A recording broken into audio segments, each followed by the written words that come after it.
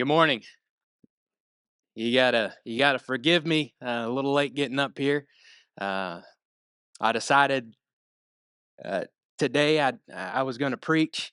I know it's been a while since I've been up here, but I thought today was going to be a good day to do that. I appreciate Ryan doing a fantastic job, diving into rivers or from rivers or out of rivers. I know it was a blessing to sit at his feet, but you're stuck with me. Um, we have next week. Hopefully, you've been thinking about next week. Next week, there is a goal set for a special contribution of $88,000. $88,000 next week. I hope you've been praying about that. I hope that has been heavy, heavy, heavy, heavy, heavy on your mind and on your heart. Um, $88,000.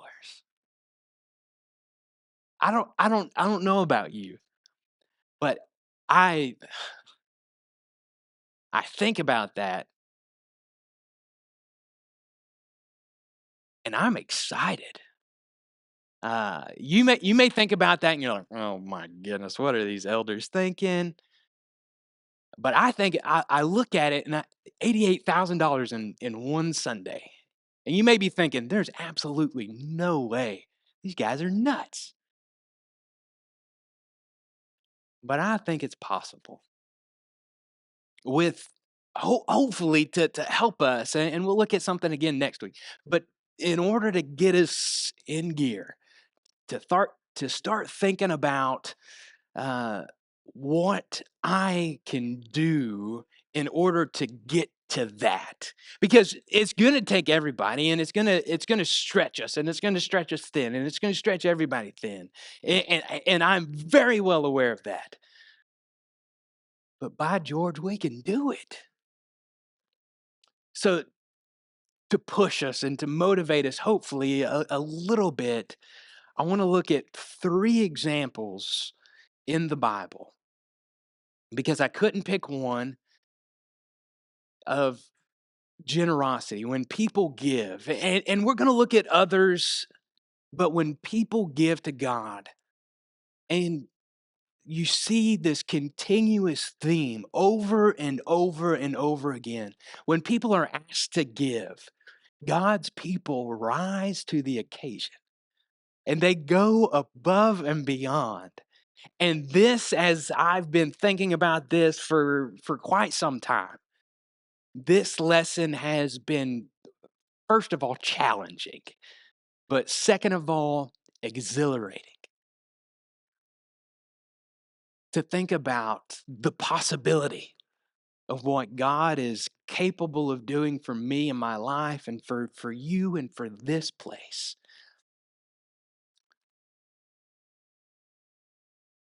$88,000. We're going to begin towards the end of the Bible and we're going to work towards the front of the Bible, and we're going to start in Second Corinthians chapter 8. This is hands down when we're thinking about um, biblical examples of people who give to God. This is my favorite in Second Corinthians chapter 8 as we look at the Macedonians. Now the Macedonians, it's a region. It's essentially people saying, well, the churches in Indiana or the churches in the tri-state or whatever it may be, because it's composed of, at least we are aware of, the church in Philippi, the congregation in Thessalonica, and the congregation in Berea. So if you open up, before we get to Second Corinthians chapter 8, and you look beginning in Acts chapter 16, and you move through Acts chapter 17, you're going to see how these particular congregations were, I guess, brought into existence, or how they got started.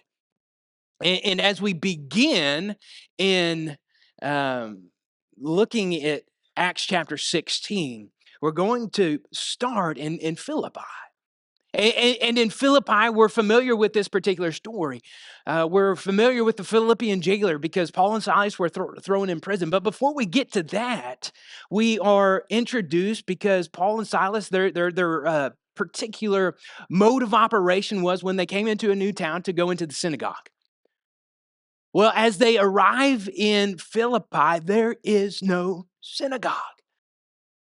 In order for a synagogue, according to Jewish tradition, in order for a synagogue to be in a particular city, there has to be at least 10 Hebrew men who are willing to serve in this synagogue. So we might assume that this is a very, very low population of Hebrews at the very least. And we might even go so far as to say the people who believe in God are sparse. So they arrive in this church at Philippi, and of course we are met, and there's success. And the next day we are thrown into prison. The Philippian jailer after that is converted, and then after that they are escorted out of town, and we arrive at Thessalonica.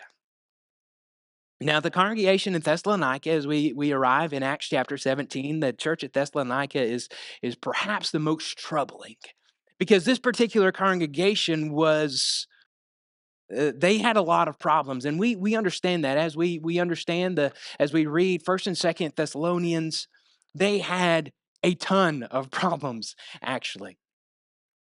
But this, just like the church at Philippi, it was started through trial and difficulty. There was nothing easy that came to the church at Thessalonica, because we know that the Jews from Philippi came over from Thessalonica. So they followed as Paul and Silas and everyone, as they were escorted out of town, the Jews from Thessalonica came on over as well. They were there for 3 Sabbath days, so at least 3 weeks, give or take.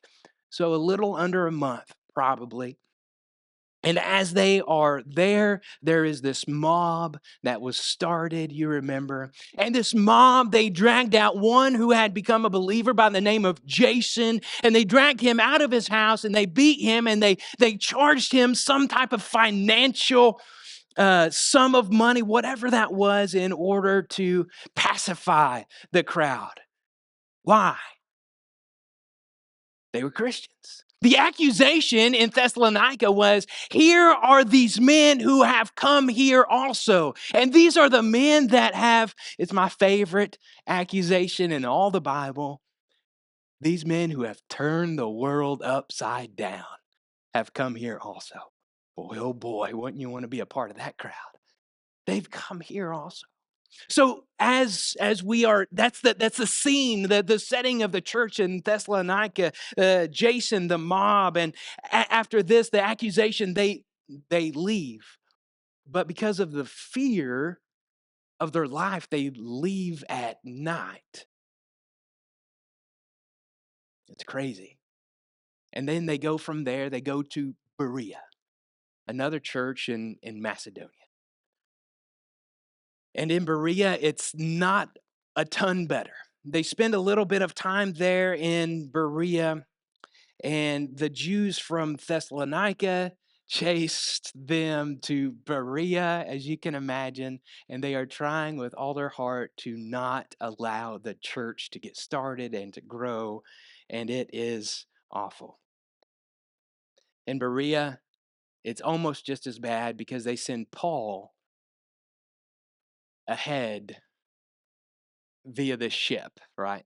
So he escapes, again, having to escape. So this is the churches in Macedonia. This is the beginning, and I think that's kind of important as we begin reading in 2 Corinthians chapter 8. The churches in Macedonia, they are started through persecution. Over and over again, you see the persecution of the church. So let's get started reading 2 Corinthians chapter 8, verses 1 through 5, and this is our text. We want you to know, brothers, about the grace of God that has been given among the churches of Macedonia. In verse 2, for in a severe test of affliction, their abundance of joy and their extreme poverty have overflowed in a wealth of generosity on their part. Now, if you're reading along in verse 2, that doesn't make any sense, does it? Extreme poverty and wealth of generosity. Verse 3. For they gave according to their means, as I can testify, and beyond their means of their own accord, begging us earnestly for the favor of taking part in the relief of the saints. For this, not as we expected, but they gave themselves first to the Lord, and then by the will of God to us. What an example.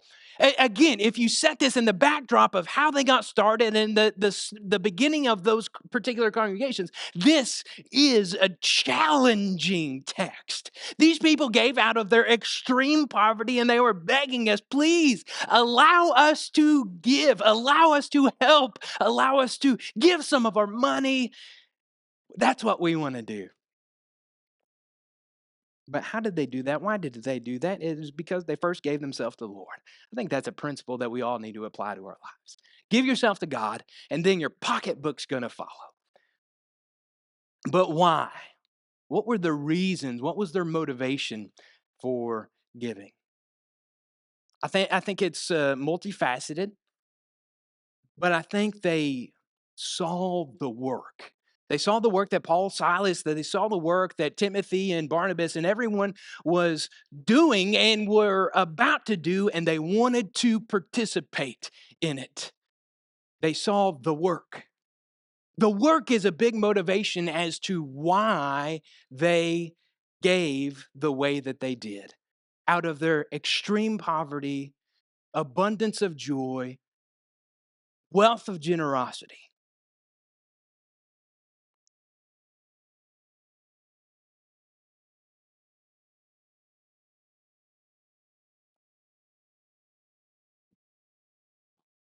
Do you believe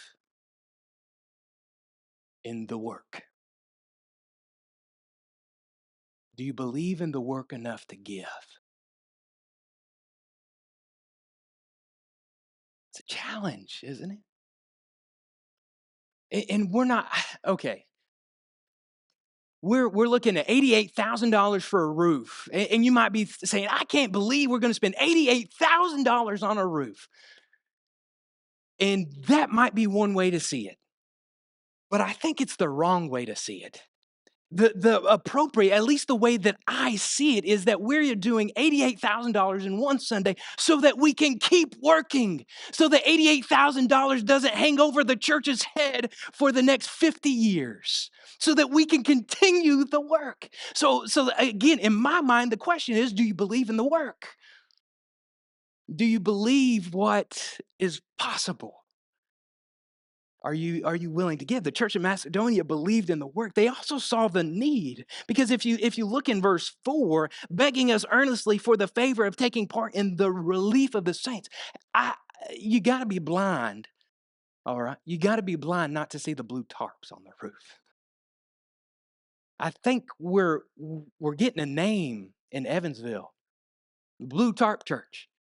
Yeah. You see the need.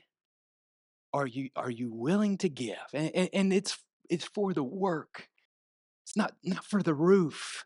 But the need is there. Are we willing to do something? The church at Macedonia, they saw the need and they did something about it. But I think also there's the challenge intricate in this. And you got to keep reading. If you get into chapter 9 and you look at verses 1 through 5, you're going to see, and he's writing again to the church at Corinth, the church in Greece, another region. And you're going to see 5 times in verses 1 through 5 the readiness. They were ready, ready, ready, ready, ready, ready. The challenge is to be ready. Paul said, writing to the church of Corinth, I know that you're ready. The church at Macedonia were the challenge. Okay, let's look at another example. Let's flip back and let's look at Mark chapter 12 at this poor widow. You talk about somebody that was on a fixed income. This poor widow. In Mark chapter 12, just very briefly to set up for you what is about to happen. The triumphal entry happened yesterday. As we see the triumphal entry, Jesus comes into the temple, and what does he do? He cleanses it, throws over the tables, he releases all the animals, and he takes care of business. On their way out of town, he curses a fig tree. So we pick up with our story on the next day in verse 20 of chapter 11. And over throughout the day, Jesus perpetually corrects the scribes, the Pharisees, and all the religious leaders. It begins in verse 27. And writing to the chief priests and the scribes, the authority of Jesus. Who is, he asked, where did the baptism of John come from, heaven or man? Well, they were scared to answer. He talks to them, describes to them the parable of the tenants who killed all the prophets, as we kind of flesh it out for us, all the prophets, and they're about to kill the Son as well. Again, scribes, Pharisees, all the religious leaders. And then we get into verse 18. The Sadducees ask him about the resurrection. Right before that, we have the Herodians and the Pharisees who ask him about the tax to Caesar. Who should we or should we not pay? Right before or right after that, we have this great commandment. What is the greatest commandment? Well, the first is love the Lord your God with all your heart, soul, mind, and strength. Who asks that question? Well, it's one of the scribes. And then right before this particular text, we have 35 and 38. And Jesus addressing his followers, he says, how can the scribe say that the Christ is the Son of David? Verse 35. Verse 38. Beware of the scribes. Over and over again in this text, you see how Jesus is addressing and focusing on the religious leaders and how they aren't really doing what they're supposed to. But in that context, in that big, broad context, you have this poor widow. Beginning in verse 41, let's read. And he sat down opposite the treasury and watched the people putting in money into the offering box. Many rich people put in large sums, and a poor widow came and put in 2 small copper coins, which make a penny. And he called his disciples to him and said to them, truly I say to you, this poor widow has put in more than all those who are contributing to the offering box, for they all contributed out of their abundance, but she out of her poverty has put in everything that she had, all she had to live on. This is an example of what it means to give. The Macedonians, an example of what it means to give. This poor widow gave. What we learn from her is, if you do the calculations here, she contributed about 10 minutes. If you get paid by the hour, okay, she contributed about 10 minutes worth of work. All right. And so in 2024, she gave about $2, $2, 8 quarters. That's what she put in. And Jesus looks at her addressing to his followers, and she's put in more than everybody else. What you learn from her is that Jesus, God, knows you. And he also knows the amount. You follow me? He knows you and he knows how much you can give. And he also knows how much you should give. It doesn't mean the same thing as someone who makes $300,000 a year giving as much as someone who makes $30,000 a year. Look at what it says. Many rich people put in large amounts, and a poor widow put in 2 small copper coins to make a penny. He knows you and he knows your amount. Now, that could be freeing because you might not be able to give as much as somebody else, but it could also be condemning if you know you can and you don't. He knows. Something you need to think about. The other thing as you look at verse 42 is it's all about the proportion, not the portion.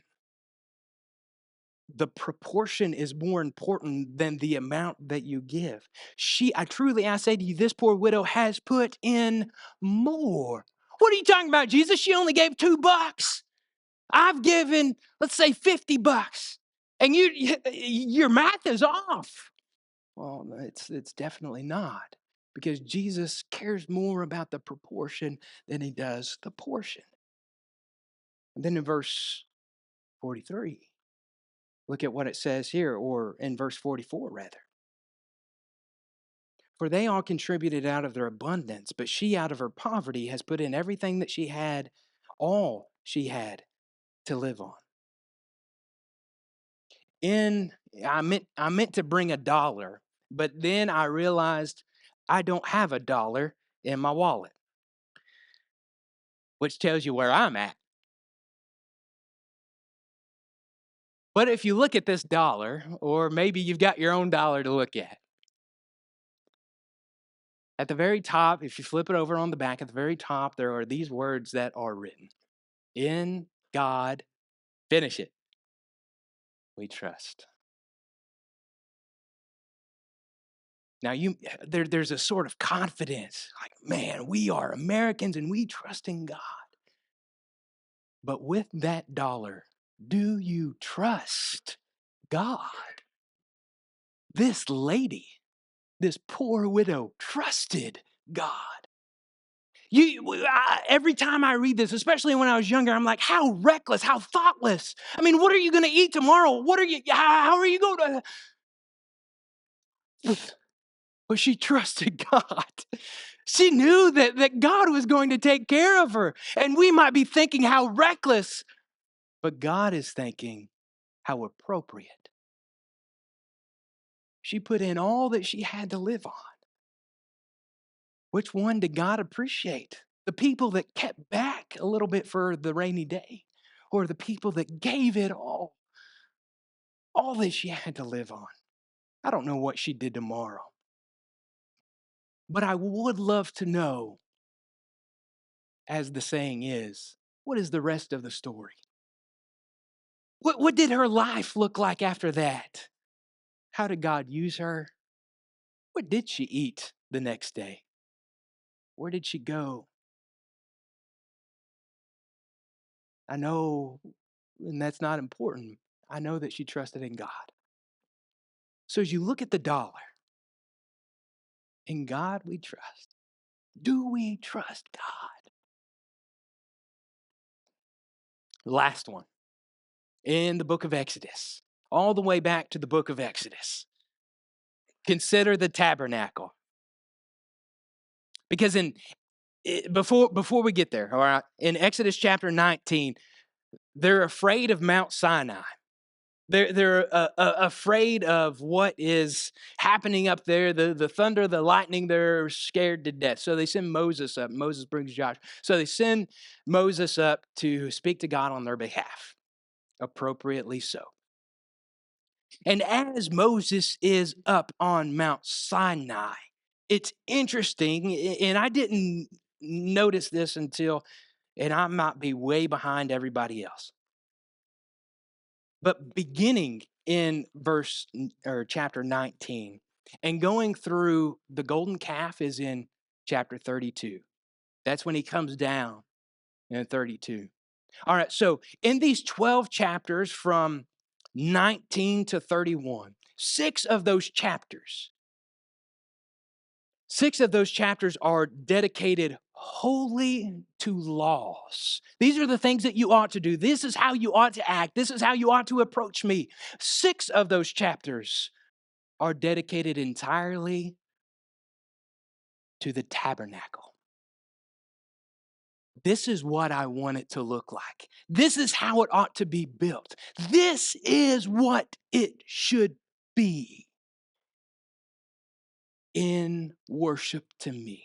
So you've got half of these chapters dedicated to the religious, moral, civil laws, and 6 of them in the construction of the temple. And then, of course, in chapter 32, we have the golden calf. After the golden calf, we have, uh, let me find it. We've got the tent of meeting, Moses' intercession. God says, I'm going to kill these people. And Moses says, please don't. He goes back up on the mountain, makes new tablets, comes back down, and his face is shining. We arrive at chapter 35. That's where we're picking up. In chapter 35, we've come down from Mount Sinai the second time, and the construction of the tabernacle begins. And this is where people really begin to contribute. After the golden calf incident, people start giving for the tabernacle. They see this as a contribution. And it's a contribution to God. Look at verse 5. Take from among you a contribution to the Lord. Whoever is of a generous heart, let him bring the Lord's contribution, gold, silver, bronze. It's God's.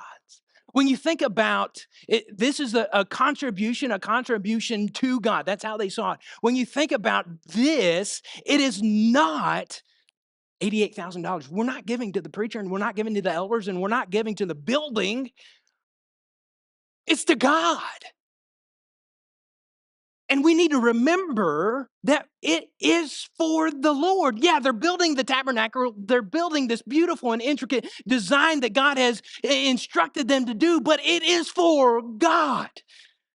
We need to remember it's to the Lord. And another thing, as you read their giving in verses 4 through really the end of the chapter, as you read how they give, you're going to see that this is a reflection of their heart. In verses 21 through 29, you're going to see it 5 times. You're going to see how they are stirred in their heart. You're going to see how they are moved in the Spirit 5 different times.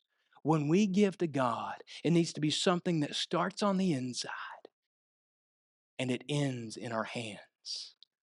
Giving to God is a reflection of what is going on the inside. I'm so curious as to what we are going to see next week. What is in our hearts? What's it going to be like?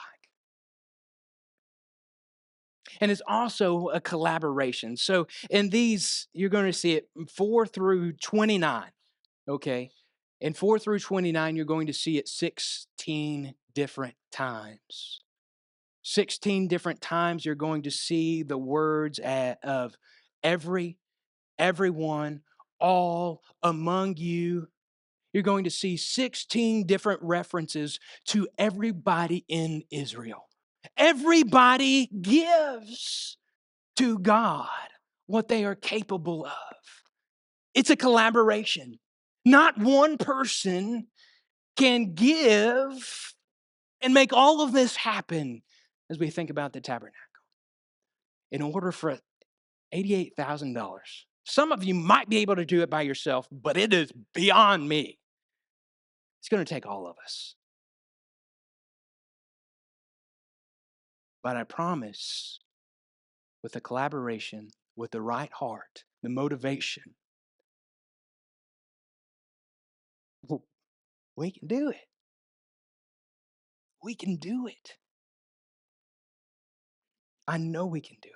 So you look at this and you read chapter 35 and you see how they're giving and how they are offering to God, building this tabernacle, and then you see the result. This is my favorite part of all of this because I've never known of this happening in modern day. I've never heard of this before. So in chapter 36, verses 5 and 6, very quickly, all the craftsmen, everybody that was working on the tabernacle and all their different facets, everybody came to Moses and said, beginning in verse 5, and said to Moses, the people bring much more than enough for doing the work that the Lord has commanded us to do.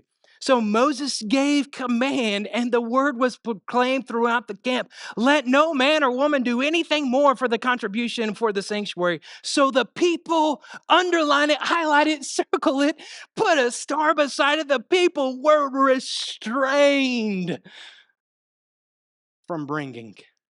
I've never heard of that before. Everybody, we've got more than enough. We've got extra. Tell the people to stop giving to God. Here's the result. We've been through a lot. I know I've talked for a long time. I think it's important. Let's put a bow on it. The Macedonians, 2 Corinthians chapter 8, verses 1 through 5.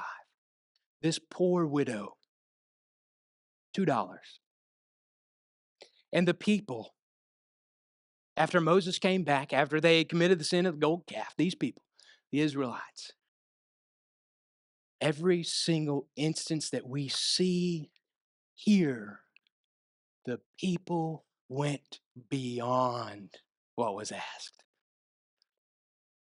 The poor widow gave more than was expected. The Macedonians went above and beyond our expectations.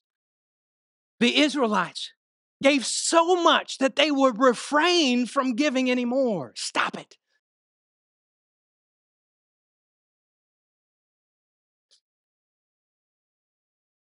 Four weeks ago, the elders presented us with a challenge of $88,000. I don't think I heard very many gasps.